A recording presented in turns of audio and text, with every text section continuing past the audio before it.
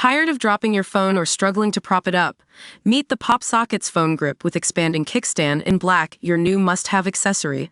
Don't miss out. Grab yours today. Click the link in the video description to shop now on Amazon. Greenland slams Trump, telling Don his repeated threats to take over are unacceptable in show of unity after election. Greenland has slammed U.S. President Trump in a show of unity after its election, warning that his repeated threats to take over are unacceptable.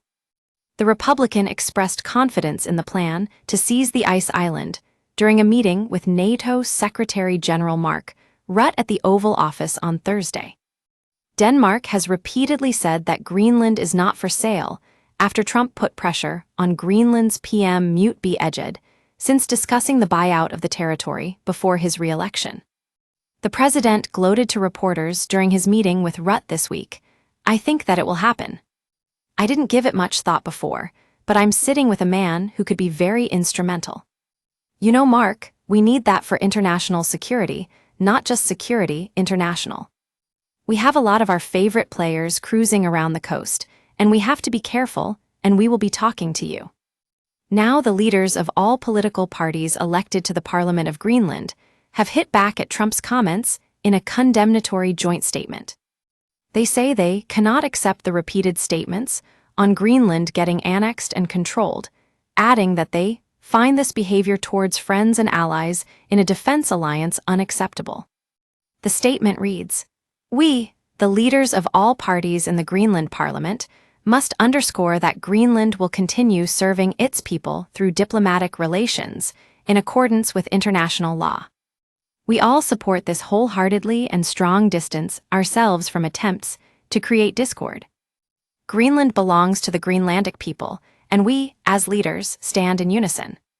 Prior to Trump's remarks to Rutte on Thursday, the island's likely new Prime Minister Jens Frederik Nielsen's Democrat reiterated that the people of Greenland don't want to be Americans.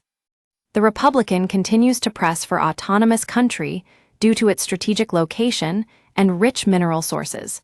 But Denmark has consistently insisted the island is not for sale. The president has previously stressed that the U.S. needed Greenland for international world security. The autonomous country lies along the shortest route from Europe to North America, which is key for the U.S. ballistic missile warning system. Trump's latest comments come as the alliance is already on shaky ground with the U.S. and appears to be more fractured than ever, something its adversaries could benefit from. Diplomatic sources told The Telegraph in February that Germany was among the dozens of European nations holding informal talks over what NATO troops would do if Trump followed through on his threats.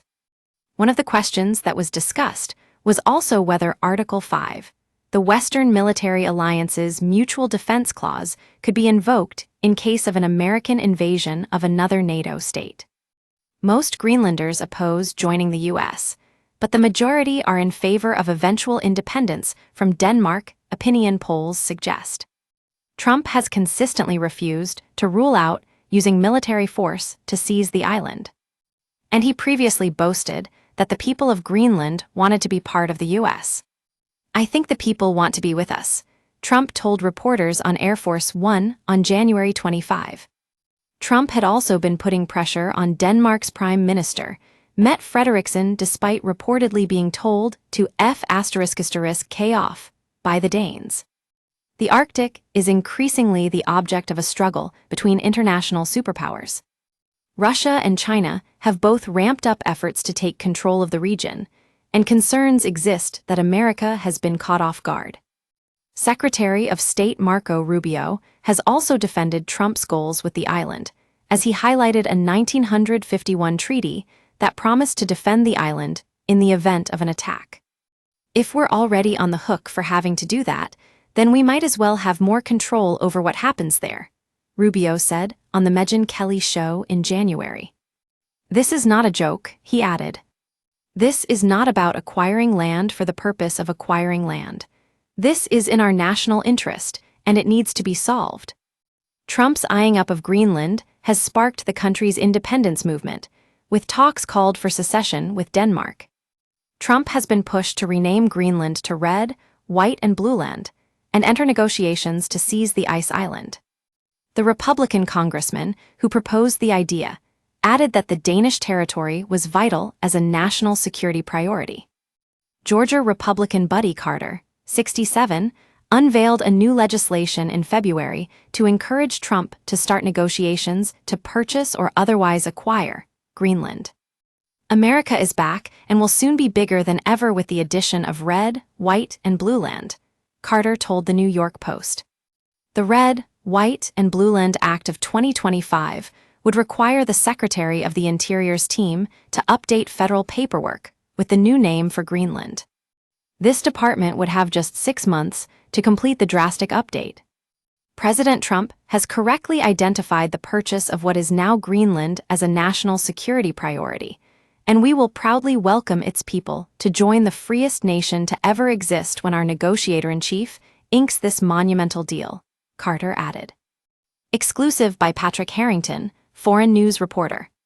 Trump could storm Greenland and claim it within 24 hours in the world's shortest war, analysts have revealed. If Trump did invade, America's military would end the war in a day, politics professor Anthony Glees told The Sun. Speaking to The Sun, Glees said Trump will be surrounded by people who think he is great, and it means he will be able to go ahead with any wild ideas he has. Glees said, in other words, we have to take him seriously. And if Trump wanted to take Greenland by force, he could do it in 24 hours. Ulrik Pram Gad, a senior researcher at the Danish Institute for International Studies, told Politico that there is no defensive capacity in Greenland. And it means it would be the shortest war in the world. The conflict would present an uncharted situation after the U.S. entered a pact with Denmark in 1951 to defend Greenland against any attack. The U.S. has a nuclear base on the island that is constantly manned by troops. Christian Sobi Christensen, a military researcher at the University of Copenhagen, said, "Who would the Americans be fighting? Their own military." Glees said it was likely that, in the event of a U.S. invasion, there would be no military response to it because it is unthinkable that any NATO member would attack the U.S.